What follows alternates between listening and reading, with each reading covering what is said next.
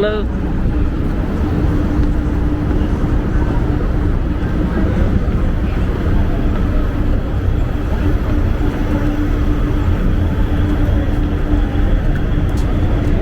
Hello. Sitting.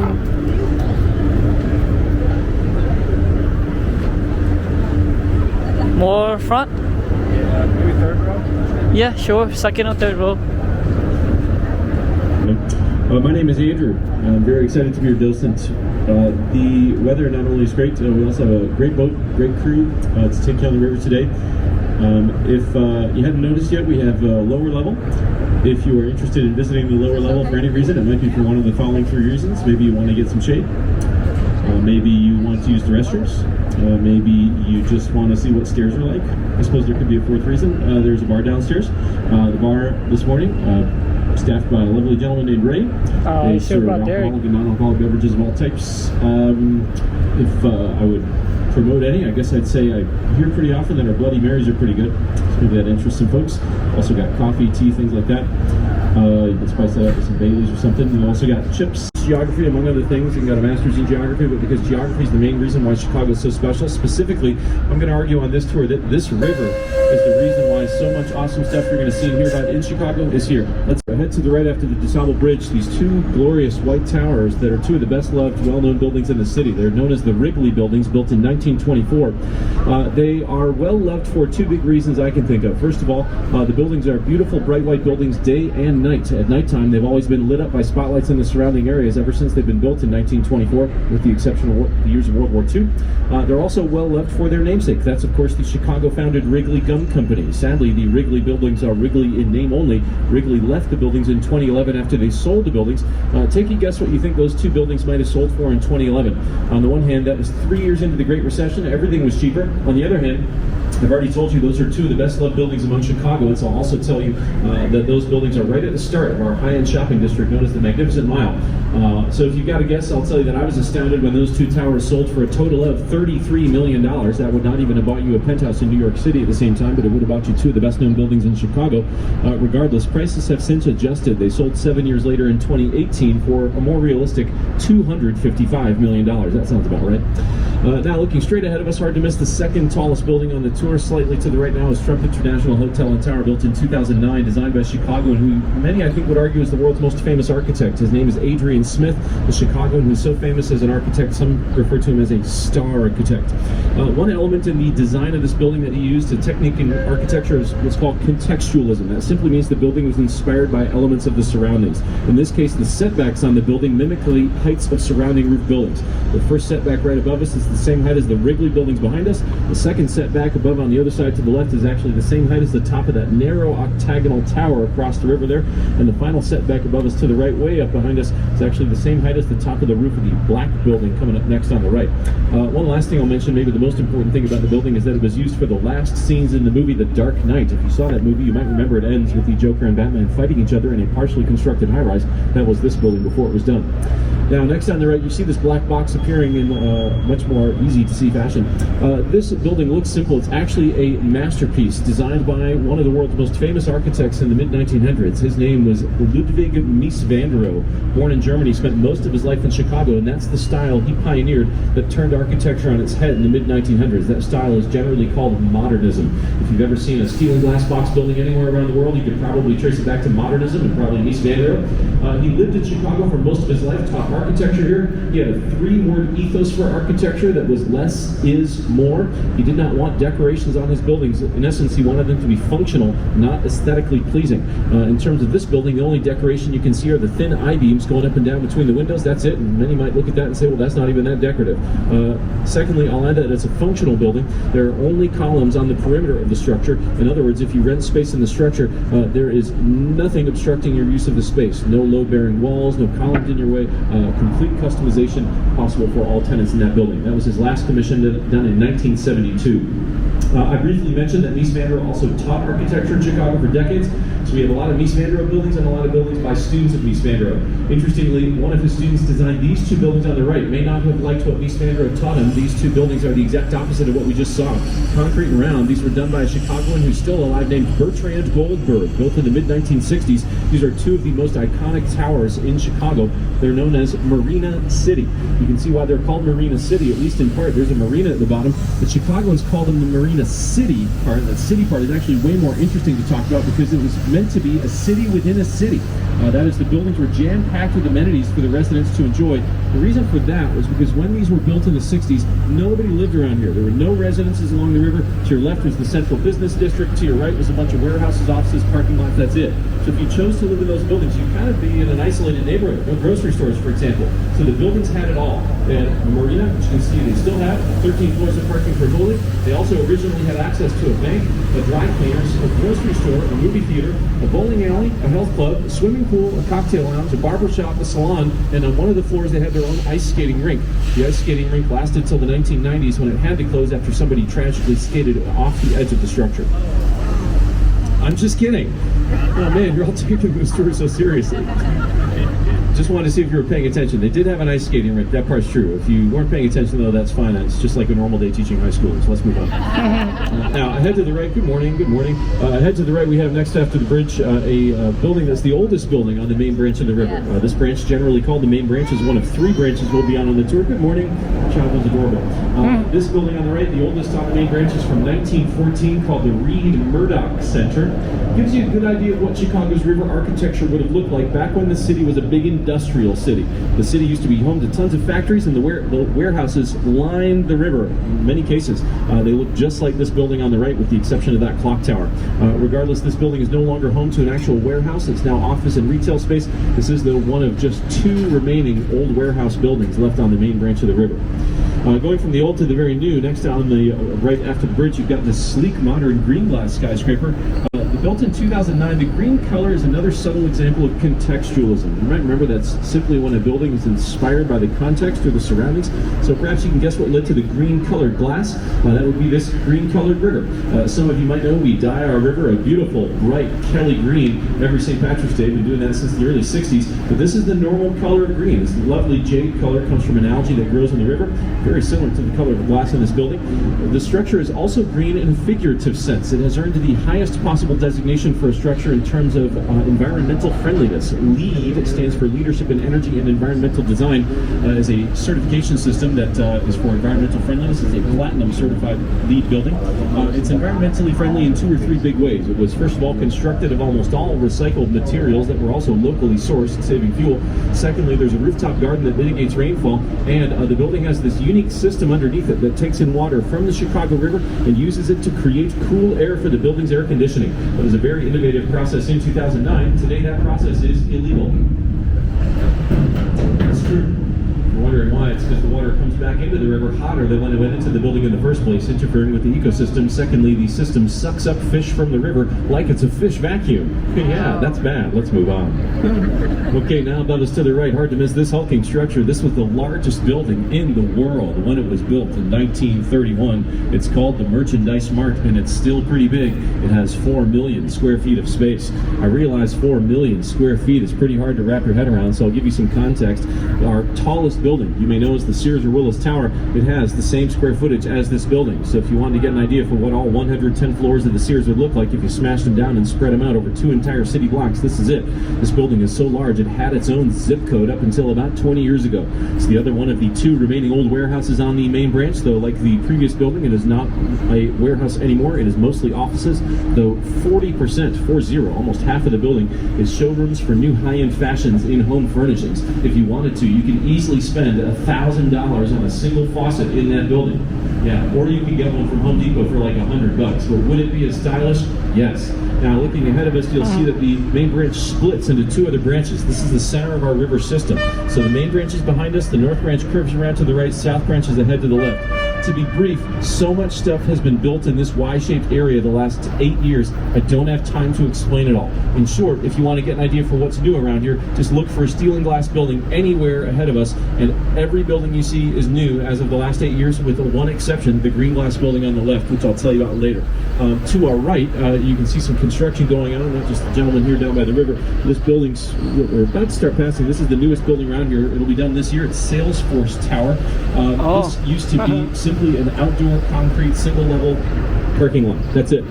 With one special feature, it was and still is owned by the Kennedy family. They decided to develop this land, and it led to 3 towers in the last 7 years. Now, there's a whole lot of other buildings around here, and honestly, Salesforce is the least interesting of them all, possibly. But I'll say the next building we're talking about briefly, I'll actually catch it twice because there's so much to say about it, is the one to the left, right where that L train just passed by. You can probably see why it's so amazing. It's one of the coolest new buildings in the city. It's incredibly narrow at the bottom. The widest part of that building's base, the widest part, is 39 feet wide. That's about double the width of this boat, and yet the tower is 725 feet tall, giving the building an 18-to-1 height to width ratio. For every 18 feet it goes up, it gets a foot wider. Compare that to our tallest building, the Sears, which is only 6-to-1. That building is 3 times as narrow as the Sears Tower. More on it later, but that building was built 6 years ago, 2017. The architects that designed it had never played the game of Jenga. Now, looking north here, we're entering the north branch slowly but surely. We're not going to be up here for long. There's not a ton to see. Maybe give it about 5 years and you'll see quite a bit up here on the north branch, especially if you went about a mile further north than where we're going to turn around. What I'll tell you on the tour in general is that the largest developments in the entire city are all along the river, not to mention the small ones that I've told you about the last 7 years here where the 3 branches come together. As an example where we'll turn around, I'll point out that Chicago's first and only casino is going to be built on the river in about 5 years, actually more like 3 years. Now, having said that, let's look at some of the older buildings here. The oldest building on the tour, plain and simple, is this sort of terracotta colored, maybe pinkish brick colored building coming up here on the left called the Fulton House. Oldest on the tour, I said, is from 1898. Try and imagine this building with no windows, no balconies, brick all 4 sides. It used to be a big giant refrigerator, essentially. It was a cold storage warehouse converted into residences in the 1970s. The exterior of the building had very thick walls stuffed with insulation to keep the contents cool. You can see how thick those walls were. If you look at the balconies on the side, the glass inside the units doesn't start for several feet. Next, ahead to the left, easily the strangest building on the tour. This triangular structure was designed by an architect who loves to sail. His name is Harry Weiss, a Chicagoan. Notice the building has a triangular profile like a sailboat, triangular windows on the roof, some round porthole windows scattered throughout, even some private docks at the base. These are called the Chicago River Cottages. They were built in 1988, and the most fascinating thing to tell you about them is that there are 4 townhomes, and the one that's second from the right here on the end was the first one to come on the market since they were originally bought by 4 different families in 1988. I was so interested to see what it would sell for and list for because there's nothing comparable to it. I don't know how you could come up with a comp for that. It's a unique building by a famous architect with a great location. Arguably, that's the best dock location in the city, period. That alone's got to be worth $1 million. On top of that, each of the units in that building is either 5 or 6 stories tall. Each one's got its own elevator, and that particular unit was 4,100 square feet. Got a guess in your head what you think it might have sold for in late 2015? $2.3 million. Now, not that that's not a lot of money, but does anyone else think that's like surprisingly cheap? Yeah, I mean, we could have pooled our money together. You know, it's just like kind of shocking. I was really surprised by that. All right, we're going to be turning around here shortly, as I mentioned. If you want to see where our casino is going to be built, it'll probably be easier to see once we turn around here. But essentially, that bridge ahead of us, which you'll see if you look under it, the farthest thing you can see under that bridge is simply a brick wall on the side of a building. That's the Chicago Tribune printing facility that will be torn down to make way for our first casino. That's been approved by the city. All right, as we turn here, I'm going to take just a minute or 2 on break just because I want to check and make sure the volume's okay, ask how people are doing. If you have any questions, it's a good time to ask me. If you are just interested in sitting around, you could relax, enjoy the view to your left as we look towards the south. You can see that bridge that's raised. I'll talk about that as we get closer to it. Also could be a good opportunity if you want to grab a drink for the last 60 minutes or so of the tour. Maybe use the restrooms, grab some shade. I will be back here in about a minute and a half once we get closer to some new stuff. Let me know. That they want to maintain that right. In order to maintain the right, they apparently have to run a train across the bridge once a year. So once a year the bridge goes down. You can see if it were down, it would be cutting off all our heads right now. And so once a year they lower the bridge, they run a train across it that's called a high rail truck. And that's basically a pickup truck that runs on rails, and they back it off, raise the bridge, and then they're done. I've never seen the bridge go up and down. It's probably my lamest lifelong goal as a Chicagoan to see that bridge move. If you don't mind looking at the bottom of it on the other side, you can also see a giant concrete block. That explains generally how almost all of our bridges work. That's kind of like like the other person on a seesaw. The bridges are precisely counterbalanced with that block. Basically, all you have to do to make our bridges go up and down several thousand tons of concrete and steel is kick it just like a seesaw with a little bit more force. Only a 100 horsepower engine. That's it. One kick, and then momentum does the rest of the job. It's pretty amazing. When they repaint the bridges, they have to rebalance them. All right, I would suggest you take your camera out. We are going to see an awesome view to your left or to the west, pardon me, to the east. We are, of course, in the city. Chicago's got a wonderful skyline when you're far away from it. We're not going to be far away from the skyline, but when you're in the city, you get awesome views, kind of like being inside the Grand Canyon. What you're going to see to the left down the main branch is a view that I think is a lot like just the Grand Canyon of world-class architecture. You've got tall and short buildings by renowned architects, historic buildings from great points in Chicago history. That's just a phenomenal view that never gets old. A lot of really cool buildings there, and a lot of great history. All right, as we head towards the South Branch, there's a lot of buildings coming up to talk about. I'll briefly mention this swirly red sculpture to our right. This was installed 3 years ago. It's called Constellation. I love this sculpture. It's designed by a modern-day Renaissance man, a guy named Santiago Calatrava, who's not just a talented sculptor, he's also a painter, structural engineer, and an architect. The building it's in front of is new as of 2016. It's an office building called River Point. The more interesting structure around here, of course, is the one I alluded to earlier with the narrow base coming up again on the right here. This building's name is simply its address, 150 North Riverside, as I mentioned earlier, from 2017. Some of you might be wondering a basic question: why is the bottom so narrow? That's fairly easy to answer. There are train tracks that run on the other side of the building. They've been there for well over 100 years. This is the only building I could ever imagine being placed here. Prior to this building's unique design, this land was vacant for forever. I've never seen a photo of the building here because obviously the site is hemmed in by railroad tracks on one side and the river on the other, and it's below grade. So this is a very interesting structure for many reasons, all of which generally have to do with this narrow base. Having said that, some of you might wonder if the building has a problem with swaying. It does not, because of what's inside the top floor of that tower. Inside that top floor is a 160,000 gallon pool of water. When the building sways one direction, the water wants to stay where it was, so it acts as a counterweight, reducing the sway. If you want to impress your friends, that's called a tuned sloshing damper. If that sounds like something that was created uniquely for this building, it was not. It's fairly commonly done in tall buildings to alleviate sway, especially on narrow structures. Finally, maybe it's worth adding that the structure has, I think, something that's kind of like a cousin. Coming up here, head to the left, you'll see after the bridge, there's a building that's got almost the exact same color and style of glass. It's got almost the exact same height, and as the bottom of the building comes into view, as we exit the bridge here, you'll see that the base is also fairly interesting. Not as eye-popping as the previous building, but you can see this one's got these big V-shaped stilts that support this overhang, this cutout on the riverside. The reason for so many of the similarities is pretty simple. Both buildings were done by the same architecture firm called the Getch Partners, a Chicago firm. This building is also fairly recent. It's from 2020. As for this building's narrow base, this is due to a law that's been in Chicago for about 40 years. The law simply states that any building built along the river, and this replaced one built in the 60s, any building built along the river has to allow for at least a 30-foot setback from the river's edge to the building. That's to allow for a public Riverwalk space.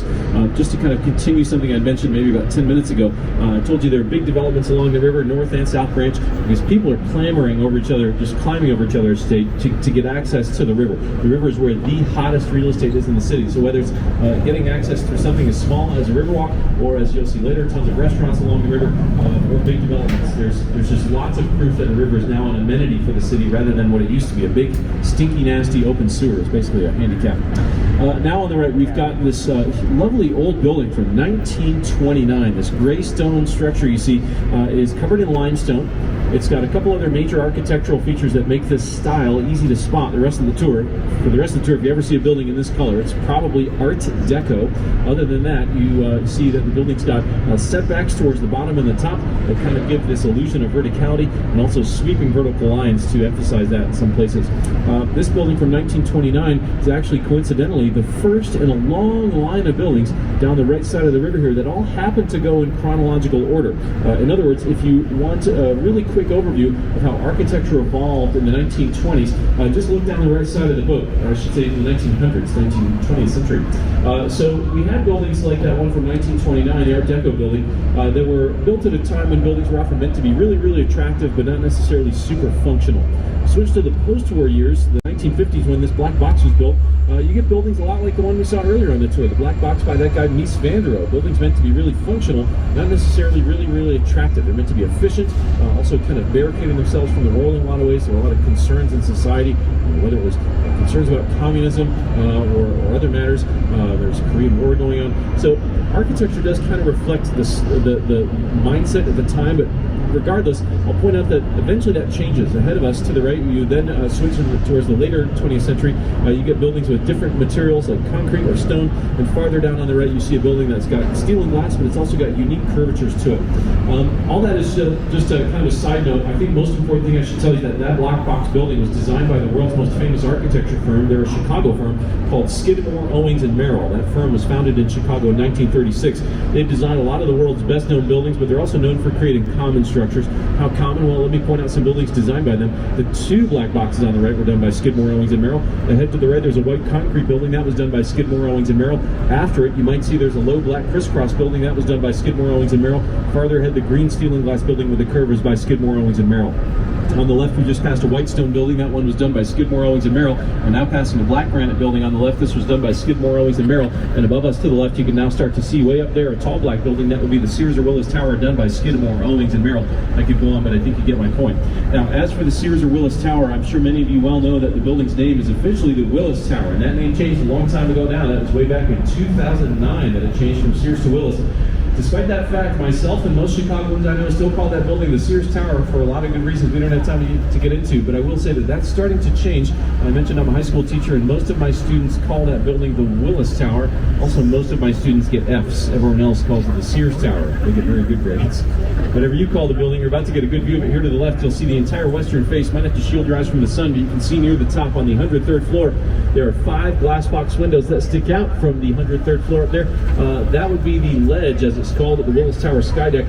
Have to visit that if you have a chance. The only thing that would prevent you from plummeting 1,300 feet to your deaths is a coffee table's worth of glass beneath your feet. To be specific, it's 1.5 inches of glass, maybe a bit thicker than a coffee table, but it's made up of several thin layers of glass. Interesting story, they installed those windows in 2009. 2 years later, 4 people were sitting inside one of the glass box windows when one of the layers of glass shattered below their feet. This actually happened.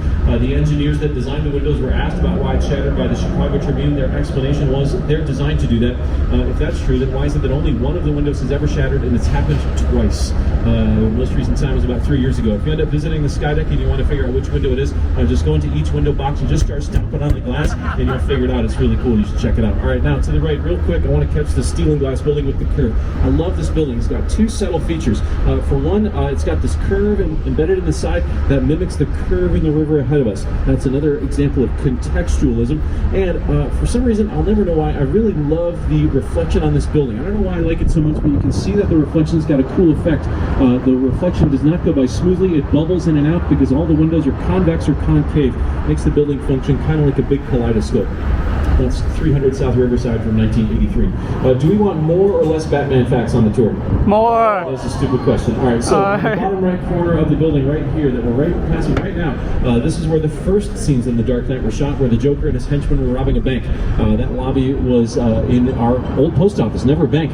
This was always a giant post office. It's still called the Old Chicago Post Office. This was the largest post office in the world when it was built in 1921. Held that title, I believe, till it was shut down and abandoned by the Postal Service in 1994.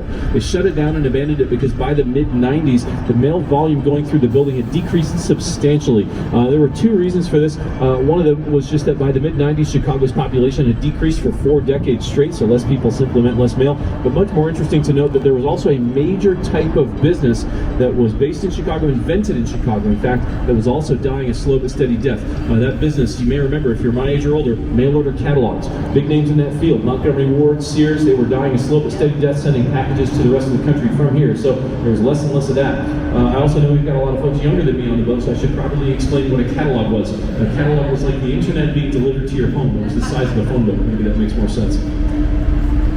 Some of you still look confused. A phone book is like your phone's contacts being printed and sent to you in a book. Some of you still look lost. A book is the internet, but on this stuff called paper. If you don't understand it, I'll put it on TikTok, or maybe you can help me put it on TikTok. I don't really know what TikTok is still. Anyway, that's beside the point. Here to the right, we have the new version of this structure. This was abandoned in the 90s, as I mentioned. Then it was bought after standing abandoned for 2 decades. That building was possibly going to be torn down. That would have been a huge challenge because it spans a highway. We just went under it. Finally, the building was bought in the mid-2010s by a New York developer who put about $1 billion into it. It opened about 4 years ago with 2.5 million square feet of office space, a 3.5-acre rooftop terrace with a running track, pickleball court, and a bar on the roof. Also, you should turn around and check out the Congress Parkway Bridge. That highway bridge just opened, causing massive interruptions in traffic. I'm sure people had to get on a boat. That bridge is going up because there are 3 sailboats that are going out to the lake. This is one of the last weekends, I believe, in the summer for what's called a bridge lift, and actually that'll give us a really cool treat. If you're sad that you missed it, we'll be turning around here in about 5 minutes, and you're going to see probably another bridge go up, and you'll have a better view of it because you won't be turned around. Those sailboats are going out to the lake for the summertime. It's one of our pre-scheduled days to head out to the lake. All right, now, off in the distance, way to the right, about a half mile off in the direction I'm gesturing, is where a really important event occurred in Chicago in 1871. Some of you might remember the Great Fire, of course not personally, but I mentioned earlier on the tour, it's the most important event in the city's history, the largest fire in Chicago. Super important event. Why talk about it here? Well, as I mentioned, it started not far from here, about a half mile southwest of us, and Chicagoans have probably all heard the story about an old lady named Catherine O'Leary who owned a barn down there and supposedly was milking her cow in the barn one night when the cow kicked over a lantern, setting the barn and a lot of Chicago on fire. Some of the story is true. The part that's true is that the fire did start at Mrs. O'Leary's barn. There's even a building on the spot today that shows you Chicago's got a sense of humor about the fire now. That building is the Chicago Fire Department training headquarters. The part of the story that's false is that her cow kicked over a lantern. We have no idea how the fire actually began, but we do know that that story about the cow was made up. That's because the newspaper writer who wrote that story admitted to making it up decades later because he said he was simply trying to write an interesting story about how the fire began. As for the Chicago fire itself, it was pretty huge. It's still the second largest urban fire in all of U.S. history, second only to the San Francisco earthquake fire of the early 1900s. Our fire was still pretty bad. It burned for 30 hours. In total, it destroyed 3.5 square miles of the city. It began on the lane to your right very shortly after, jumped the river here, and burned pretty much everything from here to 4 miles behind you on your left. 3.5 square miles in all, leaving only 4 buildings standing. 16,000 were burned to the ground and 300 people were killed. So if the fire was so huge and destructive, why is it the most important thing that ever happened to Chicago? Well, honestly, that's when Chicago's legacy began as a great architectural city. So many buildings were destroyed that tons of architects were drawn here to earn commissions for designing buildings. Some of them that came here after the fire were famous already. Many that came here were not famous yet, and eventually became really important in Chicago history and architecture history. 2 good examples of unknown architects that eventually became very important: Daniel Burnham and a guy named Louis Sullivan. I'll tell you more about Daniel Burnham later, but I think he might be our most important resident ever. He was not just an architect, but more on that later. The other guy, Louis Sullivan, made quite a name for himself in architecture. He was a great architect in his own right, but honestly, I think Sullivan might be better known for training the guy that many regard as the best American architect of all time. That would be Frank Lloyd Wright. So I think a lot of America's best architecture, not just Chicago's, but the country's best, starts here after the fire. I think there's even a cool lesson in there for a lot of us. Maybe you're from a city where the architecture's not that cool. Here's a hot tip: just set it all ablaze and start over. It might be way cooler. No? Okay, all right. The next thing I should tell you, we're about to turn around here in about a minute, this next bridge. I should add on to something that I mentioned at the start of the tour. I told you early on after we left the dock that one of the major reasons why so much awesome stuff is in Chicago is because of one feature: this river. This river is so important, and I haven't told you why. Here's why. If you go about a mile downriver, just a mile, you encounter a hill. So subtle you might not even notice it, but it's not just any hill. It's what's called a subcontinental divide. Basically, rain falls on this hill, and it goes one of 2 major directions depending on the side it falls on. If it falls on the east side of the hill, the water makes its way to the Great Lakes, east to the Atlantic Ocean. If it falls on the west side of the hill, it goes to the Mississippi River and the Gulf of Mexico. Why does that matter? Tons of cities were founded on rivers because rivers were the fastest way to transport stuff, but it was also kind of inconvenient. Before steamboats allowed you to go both directions on a river, you could really only go one direction. It's very hard to go upstream, especially on a busy river. But from Chicago, you could actually go 2 directions. If we just did one thing, cut a canal through that subcontinental divide, linking the 2 different directions directions rivers flowed from here.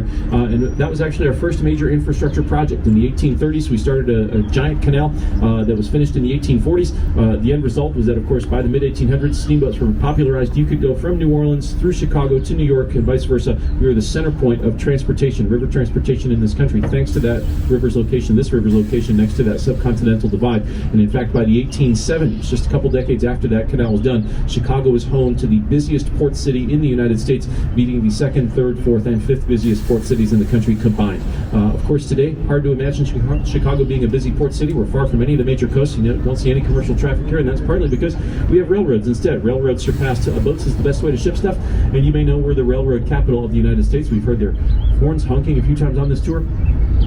The railroads, by the way, located here partly because the river had already made us the center of transportation infrastructure in the country. So this river really is the starting point for everything that made Chicago so awesome.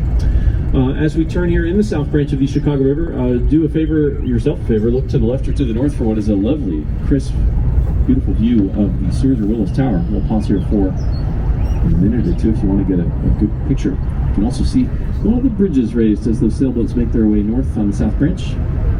The earlier bridge has been lower. They've raised another bridge, so we're definitely going to see some bridges go up as we head up north. That'll be fun.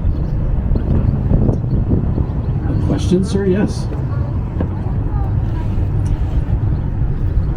You are a bridge lover. You had asked me earlier about the raised bridge, or you might grow up to be a bridge engineer. That is another set south of us of railroad bridges that are raised. You have a keen eye for raised bridges. Thank you for asking. Any other questions while we're here? We've got time for some other questions. If you don't have a question, I'll ask a question. How are we doing? Doing okay? Okay, I speak quickly. I'm sure you've noticed. I can slow down if you want me to. Should I slow down? Okay, can I speed up? No. No? I'm pushing it? All right. I just want to get you your money's worth. Questions, sir? Yes? To allow for all the big buildings, is there a good set of bedrock here? That's a really fun question. So the question was, to allow for all these tall buildings, is there a lot of good bedrock around here? Yes and no. It's about 100 feet below the surface. Compare that to New York City, where it's only about 2 feet below the surface. Created a lot of challenges architecturally here, especially in the late 1800s when we were building a lot of taller buildings. So there were many innovative ways that architects in Chicago developed, including that guy Daniel Burnham, who I mentioned was more than just an architect, developed many different ways of supporting buildings on what was essentially a swampy foundation. Great question. Any others? I'll ask you another question. Is there anyone on the boat who's in Chicago for the first time? Any first timers? Oh, there's quite a lot of us. Wow, that's awesome. Okay, that's cool. If you're here for the first time, I should tell you that this is how the weather is in Chicago pretty much all year. 70 and sunny is what we're known for. We're actually sometimes called the San Diego of the Midwest. I don't know if you've heard that before. No? Come back and visit us in February. It's gorgeous here. Beaches are vacant. All right, if there are no other questions, we can get back to business. There's a lot to tell you about. Okay, so ahead to the right, just after the shrubs you can see. By the way, south of us, a whole bunch of vacant land. This land right next to us on the right, vacant as well. Essentially, this is all going to be developed. This land on the right next to us has already been planned for development. After this concrete building on the right we're about to pass, all this had been undeveloped up until about 6 years ago. So huge changes, as I was mentioning, all along the river. Bigger neighborhoods going to be built to the south of that bridge we turned around at. Anyway, this building is the start of all that. This building might look familiar to you on the right here. It looks similar to the concrete towers we saw earlier, called Marina City. This is River City by the same guy, Bertrand Goldberg. Had a similar effect as Marina City did on the main branch, but 2 decades later. This was built in the 1980s at a time when nobody lived along the South Branch here. This neighborhood on the right has a name that tells you what used to be here. This neighborhood is called Printers Row. Tons of printing companies around here. Last one shut down 4 years ago. Printers Row is now entirely residential and commercial. On the river, at least, it started with this building. Sadly, a lot of prospective renters not interested in renting in this building. It's sort of a victim of its own success. For one thing, if you're going to rent around here, why not rent in one of the newer, nicer buildings that's just been built in the last couple of years? On top of that, some folks look at the building and say, well, it just kind of looks tired. It's about 40 years old at this point. It's got a lot of concrete that might just need to be spruced up a bit. Some don't like the style. Personally, I can also tell you that I think some of the people who live in the building are a bit rude. I say that because I'll never forget the day I was given a tour here, and everyone on the boat started to point up at one of the windows and their jaws were practically on the floor. I turned to look at the building and saw a big white butt in one of the windows quite easily. We were being mooned by a guy from his unit. He then went on to moon me 3 more times over the next 2 years. I haven't seen him for a while. I kind of miss it. Now looking ahead of us, straight ahead, of course, you can see a good view of the Sears Willis Tower. A bajillion things to tell you about the Sears. I'll start with the best known fact. It was, of course, the tallest building in the world from its completion in 1974 until 1998. It's been not the tallest as long as it's been the tallest at this point, 25 years. Since the 90s, it's been passed by a bunch of buildings. So to cut to the chase, the Sears is now officially the 26th tallest building in the world. That's if you measure it from base to the roof, which is where it reaches its architectural top at 1,451 feet or 442 meters. If you instead chose to measure it unofficially to the highest tip, that's the left or west antenna. It's the 11th tallest at 1,729 feet. So what is the tallest building in the world? I'm sure some folks know it's been the same building since 2009, a building in Dubai called the Burj Khalifa. To give you an idea of how tall that building is, I'll remind you the Sears to the roof is 1,451 feet, whereas the Burj Khalifa is 2,717 feet, almost twice the height. And if you haven't seen it, it's also a beautiful building. The Burj Khalifa was designed by a firm called Skidmore, Owings and Merrill. Not sure if you've heard of them. They're fairly well known. They're everywhere. As for the Sears Tower, cool statistics to share with you. The building has almost as many elevators as it has floors, 110 floors, 104 elevators.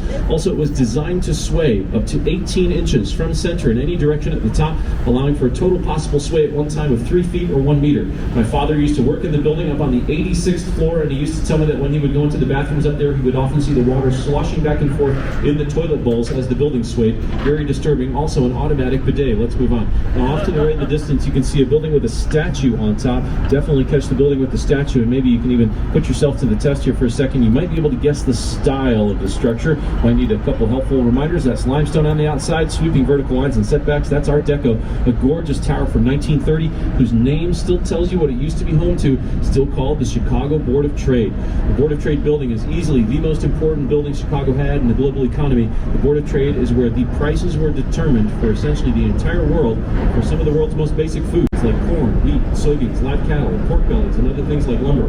People like my uncle used to trade in that building. He was a hog and lumber trader, and the way the trading was done was invented in Chicago. Two things about it were invented. Some of you, first of all, may have heard of what's called futures trading, buying something now to get into the future, paying for it now to get into the future. That was invented at the Board of Trade, as was the physical way you traded. You could shout on the loud trading floor and make your deals that way, but you could also use hand signals to trade. If you were my uncle selling lumber by the trainload, you would stand in a pit and maybe do this with your hands. 5, holding your hand outwards, palm outwards, as if you wanted to sell 5 trainloads, and you'd be looking for somebody who was doing this, wanted to buy 5 trainloads, turn their hands inwards. Then you'd use hand signals to figure out the price. Sadly, all that became outdated starting around 20 years ago when electronic trading took over, so there's really almost no by-hand trading at all in that building. So in that sense, it's a relic of what it used to be, but now you can appreciate the statue up there. That's the Roman goddess of agriculture, Ceres, up there to honor the building's role in grain trading. Finally, I'll add the reason why Chicago became the home of those grain prices, of so many commodity prices, not just grains, is because of something you've already heard about. This river made us the center of transportation infrastructure, so farmers physically brought their goods to the Board of Trade to be sold. That set their price, and then Chicago eventually enlarged that role to be for the entire world and other businesses, or commodities, I should say. Super important. I heard a bridge dinging. Yeah, you can see a bridge ahead of us. That's the Adams Street Bridge going up right now, so we're going to get a cool view the next couple minutes as we go under a bridge with these sailboats. We might even get to see another one go up if we're especially slow or the bridge crew is fast enough. Now, while we're waiting together, I'll briefly point out the coolest mural perhaps on the tour. This concrete section of this building we're passing right now used to be plain. That was up until about 8 years ago. Then this mural was added. It's a map. If you couldn't tell, if you want to find yourself on the map, look for the big red brick in the center. That's kind of like a "You Are Here" pin, but it's this building on that spot in the Chicago River. So we're to the left of that, going up that thick gray Y-shaped stripe. That was done by a New York design firm called ESI Design. And while the bridge ahead is cool, you can also get one last good view of the Sears Willis Tower up there to the right. I'm tempted to talk about the Sears Willis Tower, but I don't know, it's I think going to be distracting. We've got the super cool view of the Adams Street Bridge. I suppose I can tell you about that while that is the Sears Tower, while you get some cool photos, or at least enjoy the view here. Also, don't feel like you have to be glued to your seat. If you can't get a good enough view right now, get up, walk around, stretch your legs, and get this cool view.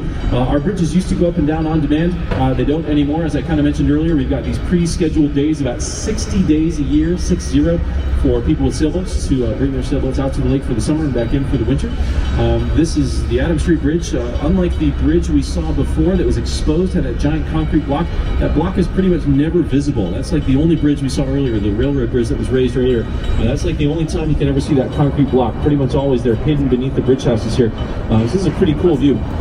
While we're passing by the bridge or under the bridge here, I'll describe just a bit more about the Sears that might be interesting to you. First of all, it's worth it, especially since many of you are new to Chicago. You absolutely have to make it to a tall building. You've got two options here in Chicago. You should go to one of the two options at the very least because it's cool. Secondly, Chicago is where the world's first skyscraper is generally acknowledged to have been built. Built downtown in 1884. It was called the Home Insurance Building. 10 stories. Must have been amazing. You can actually see there's that concrete block underneath the bridge right there, kind of like what we saw earlier. So amazing. Did you guys see how fast the bridges go up? It's generally about 60 seconds. Pretty awesome. Oh, now it's going down. Those giant gears. This is what's called a Scherzer rolling lift bridge. More fun facts you can forget in 10 seconds probably. Maybe we'll even see the Monroe Street Bridge go up. Good morning. Good morning. Now ahead to the right, we've got this white stone building that I mentioned earlier. It's kind of unusual because you see the windows are pushed in a few feet from the edge of that stone. That was done because the building was designed at the time of an energy crisis in the U.S., late 1950s. Skidmore, Owings, and Merrill thought that if the windows were pushed in, it would save the building's owners electricity every month. It actually worked. You kind of have to use your imagination right now, but when the sun shines on that white stonework, casts a shadow on the windows, that reduces the cooling cost for the building. Less air conditioning needed. That might sound like a small deal. It's a big deal. Case in point, the Sears Tower has the exact opposite problem, doubly so. It's an unshaded building and it's covered in black aluminum. That black aluminum on the Sears gets so hot that even on the coldest days of the year, in the winter, the offices in the Sears that face the sun get so hot from that metal facade that they actually have to still be air-conditioned offices. So you're air-conditioning half the building, heating the other half, and then midway you switch it around as the sun moves sides. Pretty amazing and frustrating. Above us to the right, we've got another old commodities exchange. My uncle used to work in this building as well. The name of it is still etched in granite over of the alcove here, the Chicago Mercantile Exchange Center. It's now occupied by this company with the name in white, the CME Group, or the Chicago Mercantile Exchange Group. They trade electronic commodities, or trade commodities electronically here in these two giant floors between the towers. This is where the old trading floors used to be. The Monroe Street Bridge is going up if you care to see another bridge go up. Today, I mentioned all that trading is done electronically. Regardless, even though you can trade anytime, anywhere, a lot of it still goes on in that floor. The CME Group, the electronic trading firm, on average, on a weekday like today, get this, $4 trillion worth of commodities changes hands electronically in those floors. That is like basically the entire GDP of the U.S. in 1 year goes through those floors every week. Pretty stunning. Chicago still plays a massive role in the world of trading. Now, next on the right, we've got the home of Chicago's Lyric Opera. This is the Civic Opera building from 1929. You might recall that's the same year as the building across the river, our first Art Deco building I mentioned on the tour. So you could probably compare the two buildings and find some similarities. They both have essentially major Art Deco stylings. The major feature of the Civic Opera building, of course, is the Opera House. That's a 3,500-seat theater with a 10-story high stage and a gorgeous Art Deco lobby. Looking farther ahead of us, I think at this point worth focusing on the building coming up to the left after the bridge. There's two cool features of it. I'll try and speak quickly to explain them. First of all, notice the lower roof, not the higher one farther away, but the first part of the roof after the bridge on the left. You'll of course see that there's these unusual sets of steel beams and columns that are called trusses spanning the roof. There are railroad tracks that run underneath the building, so that building had to be built in an interesting fashion. Kind of like the narrow building farther ahead, this building just found a different way of getting around the railroad tracks. In essence, the lower section of this building hangs in the air from up above so that they don't have columns below it on the side where the railroad tracks are. To explain how it hangs in the air, pretty simple. Once the lower roof appears again, you'll notice that half of the roof, the half we're currently passing, has a giant metal plate on top. From that metal plate come down 5 thick vertical lines. You can easily spot them. Those 5 columns are the only supports for the entire lower section. It holds up this entire lower section. It hangs in the air because those columns are connected to the trusses you saw on the roof, spanning the roof. If that didn't make sense, I can explain it better like this. Imagine if you raised your arm straight up above you, bent your hand and dangled a necklace from your fingertips. It would be dangling due to gravity, of course, like that building hangs in the air from up above, while simultaneously being held by your arm. Now, the final thing I'll mention about the structure is pretty cool but brief. Look almost at the very highest point of the building, and then go to the left where you'll see all these metal, what's the word I want? not extrusions. I'll just point out there's holes and some decorative metal on the roof up there. Extensions, that's the word I wanted. This building is in a style called Postmodernism, or came after the boxy modernism of the mid-1900s. What am I getting at? Well, postmodern buildings often incorporate different materials, like the stone you might have noticed in that building, but also they're sometimes whimsical. Postmodern buildings sometimes mimic something the architects like the sailboat guy we saw earlier, or in this case, the building was originally, the building's function, this building was originally the Morton Salt Company headquarters, so those holes in the top of the building kind of make it look like a big salt shaker. To the right, we have the oldest building on the south branch of the river. We're about to start passing it. This red brick building is from 1912, called the Great Lakes Building. Not a whole lot to tell you about it. I guess since Juneteenth just occurred, it's worth adding that on the other side of this building, in 1860, Abraham Lincoln was nominated as the Republican candidate, so that's pretty important. Other than that, I guess I'd point out that this restaurant is relatively new. It opened about 4 or 5 years ago. I haven't been there. I have no interest in promoting it, but I'm mentioning it mainly just because, as I kind of alluded to earlier, mentioned earlier, there are so many different ways that people are showing their love for the river these days. The smallest way is through tons of restaurants that have opened up along the river the last 10 years or so. If you've got a chance, I think my suggestion is you should find a way to get breakfast, lunch, or dinner somewhere along the river. It's a lovely way to enjoy the architecture once the boats go by. It's great scenery. There aren't many places in the world where you can get that kind of scenery. And you can find restaurants that are both cheap, expensive, and everything in between. So if you got a chance, I'd say find a way to dine along the river, or just relax like these folks are doing along the river. It's a wonderful place to sit and read. You could dine at a restaurant and then go for a walk on the Riverwalk. Here on the right, the oldest building in this area where all three branches come together is this now seemingly dated green glass structure from 1983. For a long time, this building was one of the most attractive buildings on the tour. I still think it's one of the most attractive. I suppose we have more eye-popping buildings around here these days, but I think this building's beautiful. I'm not alone. I think a lot of people like this building, and the main reason for that, I would guess, is because it was designed to fit in well with the surroundings. That's another way of saying contextualism. So you might be able to guess what led to the curving green facade. That would, of course, be this curving green river. Other than that, I guess I'd mention that some Chicagoans like the building because they know it was used for brief scenes in a popular movie taped here in the 1980s. Has anyone on the boat seen Ferris Bueller's Day Off? Anyone? Anyone? Anyone? You would. This was used for the scenes where Ferris's father was dancing in his office while his son was in a parade. The building is 333 West Wacker, and for once it's not by Skidmore, Ellington, Merrill. This one was done by a famous firm called Cohn, Pedersen, and Fox. Cohn, Pedersen, and Fox did the buildings to the left and the right of it, and they designed 4 of the top 10 tallest buildings in the world. Now at eye level, practically on the right, we've got the newest sections of the Chicago Riverwalk. Long story short, the city did a 20-year-long overhaul of the entire Riverwalk along the main branch, and the last work was to add this section. This section used to not be here. It used to end at this bridge, the Franklin Street Bridge. The work was generally done about 6 years ago.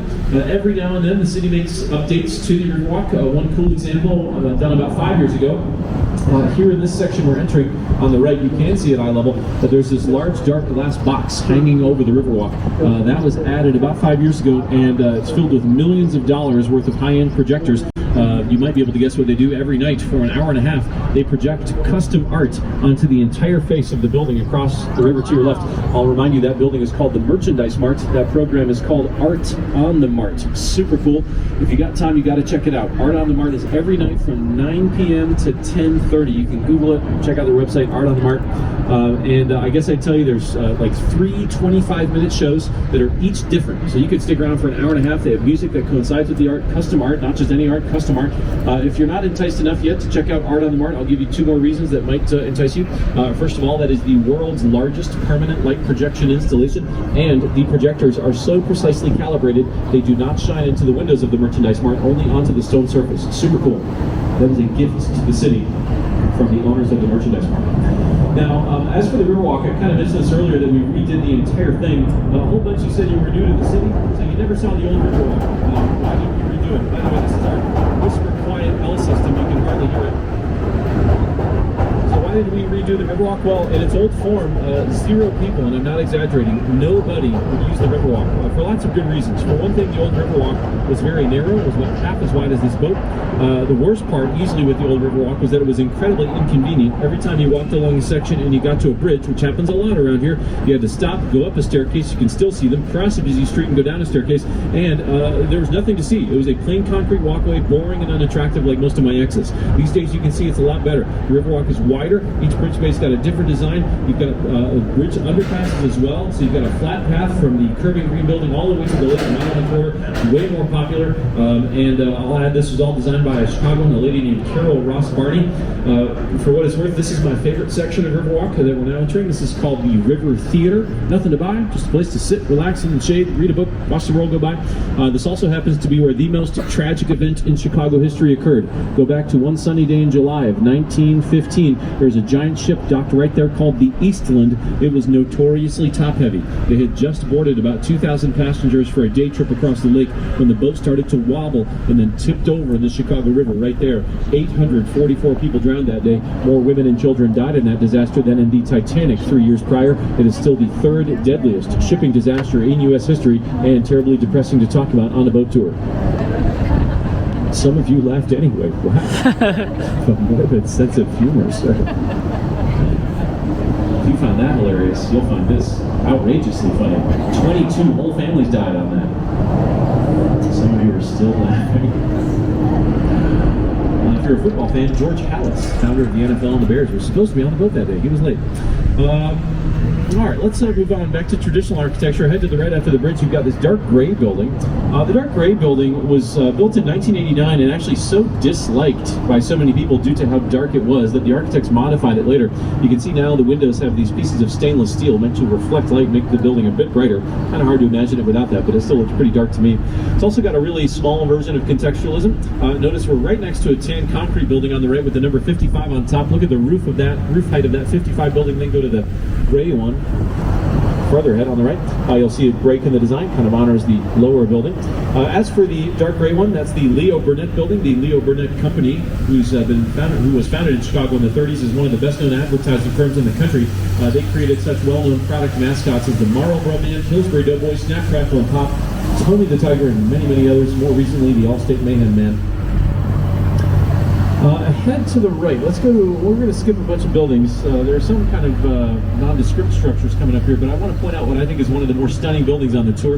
Look almost straight ahead of the building, then go about 5 degrees to the right. You're looking for a building it's got a dark green, narrow neck, and a shiny top. You can even see the shininess through the haze. That top is shiny because it's pure 24-karat gold leaf. Atop what's called the Carbide and Carbon building. Might be tricky, but we'll see if you can guess it anyway. That style is perhaps one you can identify, but it's unusual. That's an unusual version of Art Deco. What you're looking at is dark green glazed terracotta tiles. Terracotta is basically clay. I'll talk more about terracotta later, but it was very important in architecture in the late 1800s, early 1900s. That's a great building called the Pendry, built in 1929. If you've got a chance, you can check it out. And I don't care what anyone says, this fact is not verifiable, but it has to be true. It was supposedly designed to look like a champagne bottle that had just been opened. Dark green color, it's like the champagne glass. You've got gold foil on the top, and if it had just been opened, what might you see? Champagne shooting straight up, flowing down the sides. That's certainly what it looks like to me. Gorgeous building designed by the sons of the famous architect and city planner I briefly mentioned earlier, Daniel Burnham. More on him later. If you want to check it out, the Pendry does have a rooftop bar that's on the first setback about 25 floors up, just opened 3 years ago. I haven't been there, but it's supposed to be beautiful. The next bridge ahead of us I'll talk about briefly, DuSable Bridge. Mostly worth mentioning the name. DuSable is a name you might have seen here and there if you've been staring at a map of Chicago. His name's been more prominently I won't say promoted, that's not the right word, more prominently placed in Chicago in the last few years. Who was DuSable? DuSable was Jean-Baptiste Point DuSable, the first non-native settler in the city. He was from the island of Hispaniola, half black, half French, lived somewhere right around here the last 2 decades of the 1700s. That's why Michigan Avenue Bridge ahead of us was renamed DuSable Bridge in honor of him in 2009. Other than that, I guess I'd point out that if you've ever wondered why Chicago is spelled with a CH but not pronounced Chicago, you now have your answer. The time when Chicago was written down on a map as the name Chicago was when we were part of the French Empire. So the French spelled it like they would pronounce it. Head to the left after Michigan Avenue, you will see a building with a statue, pardon me, not a statue, an American flag on top. That gorgeous Gothic revival gray stone building is the Tribune Tower from 1925. That building, sadly, like the Wrigley buildings to the left, is no longer home to the company whose name is on the building. The Tribune sold that building that they built They sold that building in 2018 along with 3 spots around it that they owned for $240 million. Since 2018, that building's been completely gutted and is now condominiums. If you're interested, top floor has 2 penthouses listed for $7.2 million. What you get for that price is 4 bedrooms, access to the exterior walkway that's underneath those flying buttress arms that link the outside and the inside, and half of the soaring central tower that has really high ceilings. 7.2 million, I told you, is the asking price. One sold last year for 8.1 million, so if you want one, you have to pony up a bit more. Regardless of whether you can afford it, you should check out the outside of the base of the building. When we come back at the dock, walk around the outside of the building at the bottom. It's embedded with about 160 different stones from famous places around the world. Tribune reporters used to go around the world to do stories, and then they would steal pieces of historic structures. They had pieces of the Taj Mahal, Parthenon, Colosseum, Great Wall of China, the pyramids, and so on. Now, head to the right, skip the brown brick buildings, head to the right, just to look for the building with the curvy white balconies, not far from us, but off the river. That's the best view you're going to get on the tour of the building known as Aqua, done in 2009. That put a Chicago architect on the map. Her name is Jeannie Gang. Since 2009, when she won tons of awards for Aqua's design, she has done tons of projects around the world, big and small, as well as in Chicago. She just most recently was awarded a contract from the city of Chicago to design a new terminal at O'Hare Airport, for example. As for Aqua, some say it's called that because it looks like rippling water. Certainly does. I wouldn't disagree with that. Jeannie Gang said the design was inspired by the limestone bluffs around Lake Michigan. And one tidbit that I find interesting about the structure, it joined an elite club of buildings when it was finished in 2009 here in Chicago. It was one of only 3 towers in the city to have residences on the 80th floor or higher. And of those 3 buildings, Aqua was the only one to have balconies. So for about 10 years, those were the highest balconies in Chicago. Now, in general, I guess I'd say there's not a ton of super important stuff or buildings to talk about here, at least mostly looking ahead to the right or to the left, except for one structure, hard to miss.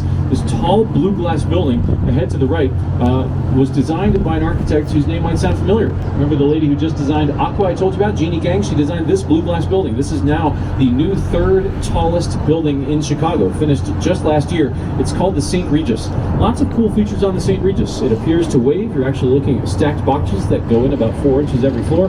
You got different colored glass as the building gets wider and more narrow. That makes the building almost like pulse. But the coolest feature of the building was unintentional, accidental, unfortunate, or interesting at the very least.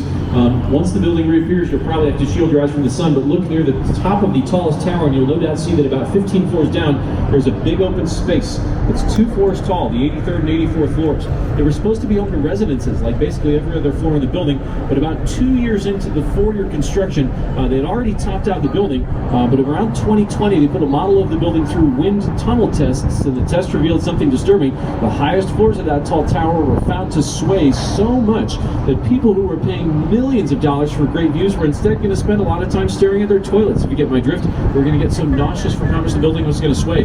They had to alleviate that somehow, so they did so by eliminating the residences planned for the 83rd and 84th floors and leaving those floors just wide open. That's what's called a blow-through, or as a guy thought it was called on my tour recently, a blowhole. That's very different. As a blow-through floor will do exactly what it sounds like. It's just going to remain an open space to allow the wind to blow through and reduce the sway of the tower. That, of course, cost the developers untold millions of dollars in lost residential sales. Also led to a memorable experience for me. I'll never forget. It was about 4 years ago when a guy who was on my tour got off the boat and he said, "Hey, I work on that building. Do you want to check it out?" I, of course, thought back to all the advice I'm sure your parents also gave you about strangers, and I said, yeah, and I followed this complete stranger into the dark abandoned building. He took me up to the blow-through floor, the 83rd floor. It was amazing. The views were stunning. It's also kind of terrifying. The only thing stopping me from plummeting over the edge of the building was a thin plastic mesh fence. Even more amazing were the views I got later from the roof, which, by the way, is the highest you can be on top of any building in Chicago unless you're on top of the Sears Tower. It was stunning. We had a great time. We held hands. I'll never forget it. There was just a real connection. His name was John. Let's see, there's always more to talk about, but I think at this point on the tour, maybe I should diverge from architecture at least a little bit and talk about Daniel Burnham. I think no tour of Chicago architecture and history would be complete without some overview of what Daniel Burnham did for Chicago. He's a guy who came here unknown as an architect after the Great Fire in 1871, and I told you he might be our most important resident ever. So what did this guy Burnham do? Well, let's start with the architecture. He did a lot of great buildings in Chicago. You can't see him from the river, but some of you might know an awesome building he designed in New York City. Does anyone anyone know the building known as the Flatiron? If you don't know the Flatiron, there's a lot of buildings in the country called the Flatiron. We've got one here in Chicago. Look it up, Google it, even on your phone, it's amazing. Flatiron, New York. It was a building so narrow, people thought it was going to fall over.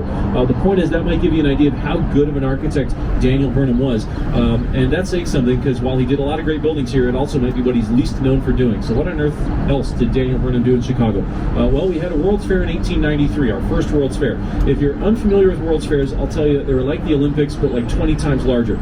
So we hosted our first in 1893, and of all the World's Fairs held over about 150 years when they were really major events, a lot of people said that Chicago's is either the biggest and best ever or one of the biggest and best ever, and it was all organized by Daniel Burnham. So that put us back on the map after the 1871 Great Fire. He wasn't done.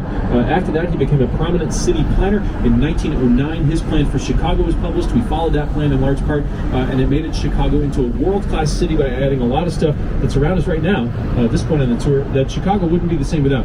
For example, some of you might know Chicago does not sell the lakefront land to the highest bidder. 20-some miles of land is all public land, and it's basically all a chain of parks that runs almost unbroken for the entire length, thanks to Daniel Burnham's plan. Along the lakefront, only about a mile and a half to the right, too far for you to see, but you can find what's called our museum campus, where a lot of our best museums are within walking distance of each other. That's thanks to his plan. In addition, more prominently and obviously, you've got Navy Pier ahead to the left. It's been a whole bunch of things ever since it was built in 1916, but these days it's the top entertainment destination, depending on how you measure it, in the Midwest United States. I'm sure many of you are aware it's got a Ferris wheel. It's also got a couple of really good live theaters, including a renowned Shakespeare theater. They also have a children's museum, which I've never been to, but I presume they just showcase different types of children from throughout history. It sounds super cool. You got to check that out if you got the time. Many of you do not care for my children's museum joke right now. That's very depressing. That's my favorite joke on the tour. They also have a lot of restaurant and retail space. No jokes to tell you about that.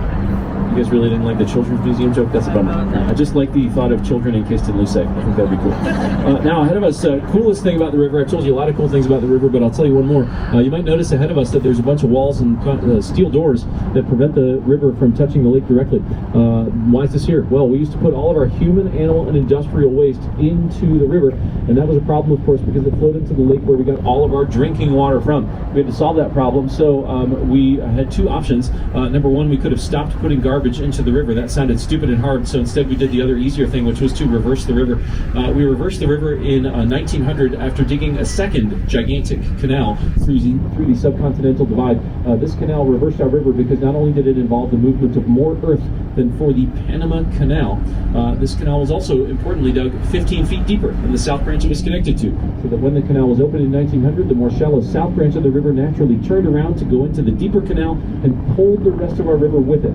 That, of course, was a great sign for Chicago. It made Chicagoans ecstatic because the river was now clean, essentially. It was being flushed out by the lake, and we'd saved our lake drinking water. That, of course, angered the people who bordered the Great Lakes. In the 1920s, we got sued by all the states that border all the Great Lakes because they said we were now draining the Great Lakes with this river instead of supplying them. They were right. We lost the lawsuit in the 1930s. End result, the concrete walls and steel doors you see ahead of us to the right that make up what's called the Chicago Harbor Lock, built in 1938 to do just one job. Still does that job today. That's to prevent Lake Michigan, which is higher, from draining into the Chicago River. As we turn here in the eastern terminus of the main bridge, do yourself a great favor and look to the left or to the west for what is easily the best view of our skyline from the river. We will hang out here for a good couple minutes at least, so you can get at least about 1,000 good pictures of that skyline. It's just gorgeous. I know you probably didn't plan it this way, but of course the morning tour, the sun is to the east, and so you just have a beautiful, illuminated, crisp view of the skyline. Michigan is either the second or third largest of the 5 Great Lakes. Any other questions while we're here? We've got some time if anyone's dying to ask anything. All right, let's move on then. Lots of other fun things to talk about. I, of course, have to talk about this really interesting black rounded building here close to us on the right. This is one of the best known buildings among Chicagoans. It's called Lake Point Tower Condominiums, built in 1968.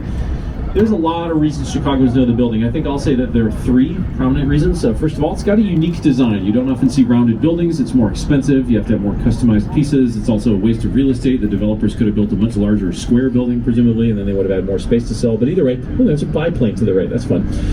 So it's a unique design. Secondly, there's a cylindrical structure on the roof that for the last few decades was home to a popular French restaurant called Cité.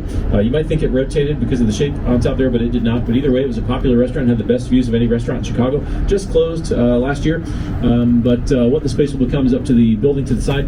Lastly, the main reason Chicagoans know that building has everything to do with its unique location. That is the only private building in the entire city that's on this side of the roadway ahead of us, DuSable Lakeshore Drive. There used to be other buildings on this side of Lakeshore Drive. If you're curious, I'll point them out to you. You can at least see one of them. Coincidentally similar rounded black building on the left, very close to us, called Harbor Point Tower, no relation to Lake Point Tower, had been on that opposite side, that is this side, of Lakeshore Drive up until around 1990. Then, around 1990, that building and another one were cut off from the lakefront by Lakeshore Drive because the city moved the roadway, because prior to the move in the 1990s, early 90s, the roadway had two terrible 90-degree turns on it. So that left only one building. This black one on the right is the only one that can say that it's east of Lakeshore Drive. For that reason, it's got highly coveted condominiums and has been home to more famous people than any other building in Chicago easily. It's been home to many actors, including Tom Cruise, Kurt Russell, Goldie Hawn, Halle Berry, Mickey Rooney, a whole bunch of others, as well as a slew of famous Chicago athletes, among others Scottie Pippen, Joakim Noah, Sammy Sosa, and other cheaters. The building also is next to an interesting spot here. This spot that's open next to us has long been slated for a park. It's obviously very prominent land, but it's supposed to be a park. They've been planning a park there for decades, and for various reasons it has never worked out. One of those more interesting reasons was that up until, 2007, 2008, when the Great Recession began, Chicago was supposed to have a 2,000-foot tall tower.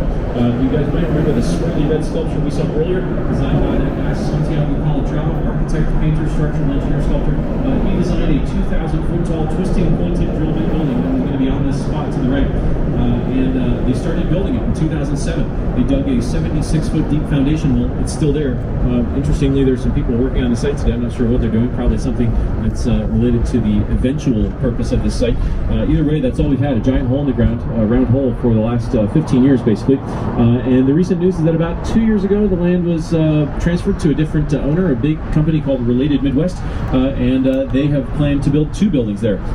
Neither has been started yet. The plans are, I think one of them is going to be started next year, or maybe it's late this year, but none of them are going to be nearly as impressive as a 2,000-foot tall twisting pointed drill bit. The taller of the two towers will be about 875 feet. So kind of sad that we didn't get a super tall building, but something will become of that site eventually. Now I should also add, we've got an interesting fountain coming up here. Actually, before we get to the fountain, I'll talk about these townhomes to the right. These townhomes at the base of these two similar looking condo towers are what are called Riverview East and West. The townhomes at the base are each 4 floors. They include a 3rd floor balcony, 4th floor rooftop terrace. The most interesting feature about them, I don't know, I guess there's not a ton to say except they're not as expensive, or I should say that the condos and the buildings are not as expensive as you might think. There are certainly some examples we've heard about on the tour of cheaper residences than you might have guessed. In the towers, for example, smallest units are 2-bedroom, 2 baths. More expensive ones are facing the river. Cheapest ones are facing away from the river. One sold last year, the building I saw for about last year for about $700,000. Not that that's not a lot of money, but surprising, I think, for the location. Now, as for this fountain on the right at eye level that we're passing, it's obviously not on. It's kind of convenient because it allows me to explain some symbolism about the design. Notice that there's a round central section, and then there's 2 sets of horizontal lines that run in different directions from that central point. Some of you might be nodding because you might be paying attention on the tour. You might recall I told you the reason why Chicago is so special is because of the river's location next to a subcontinental divide. That hill is that round central section, and it led to rivers flowing 2 different directions from here. That is the 2 sets of horizontal lines from that central point. That is not just some obscure geographic fact I told you because I love geography. That is why Chicago is so great. So that's a really nice fountain. Also, I think maybe I should go on a quick tangent here. At this point on the tour, I think you may also appreciate this. I started off the tour telling you about our current Chicago flag. As part of that story where I told you that we had a contest to design our current flag, I glossed over a subtle detail, and that detail is pretty important, I think, for the tour. So as we're reaching the end here almost, I want to show you something. Since I told you that contest was to create a new Chicago flag, that of course means that prior to our current flag, we had a different flag. And we did. I want to show it to you. This is also hard to find information about. You can't even Google it and find information. So how do I know about it? Well, I'm a Chicago history teacher, so I have resources that people don't. I had a custom-made version of this flag made to show you because it's that important for the tour. You can't buy this anywhere, so I want to show it to you. And at this point on the tour, you might appreciate some aspects of it. This is our original Chicago flag. This was made for the 1893 World Tour that we hosted. Now notice it's got 2 features. There's a white Y. At this point on the tour, you might be able to guess what it represents, this river. This is the first time the city was represented, the river was represented in a Y shape. The city has since adopted this Y-shaped design. They embed it in our public architecture, often hidden in plain sight. You might see a Y throughout the city as you just kind of walk around. I see it downtown in lampposts, for example. But secondly, there's a brown-colored background. Now, this brown color is actually meant to represent terracotta. Terracotta, you might have heard me mention once or twice on the tour, terracotta is basically clay. It's very important in architecture in the late 1800s for two reasons. First of all, we'd had a Great Fire in 1871. Buildings that had metal iron frames during the Great Fire actually got so hot that they melted and collapsed in the Great Fire. Then we found not long after you could wrap the structural metal of a building with terracotta, and it was so good at diffusing heat that it would protect a building's structural frame. In other words, prevent a building from collapsing, make a building safer. Secondly, terracotta is useful on the outside of buildings. Since it's clay, you could shove it into molds, glaze it, bake it any color, glaze it any color, and bake it. You'd have a gorgeous ornate design created for the outside of a building relatively quickly and easily and cheaply. As another good example of that, first buildings on the tour ahead to your right, sort of, were those Wrigley buildings, those two towers.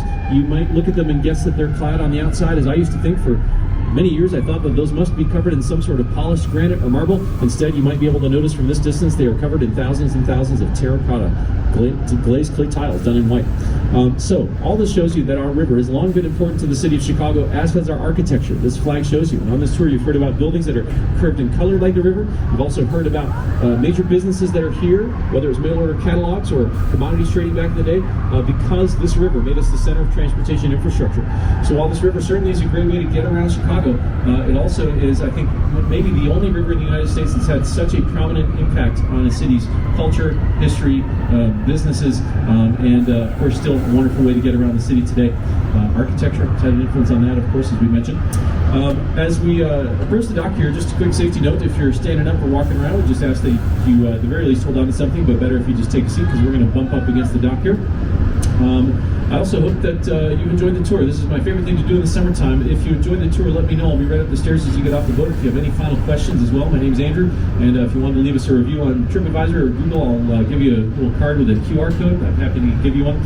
Otherwise, I hope you all have a wonderful rest of your day in Chicago. It's been a great pleasure giving you a tour. Thank you so much. Thank you.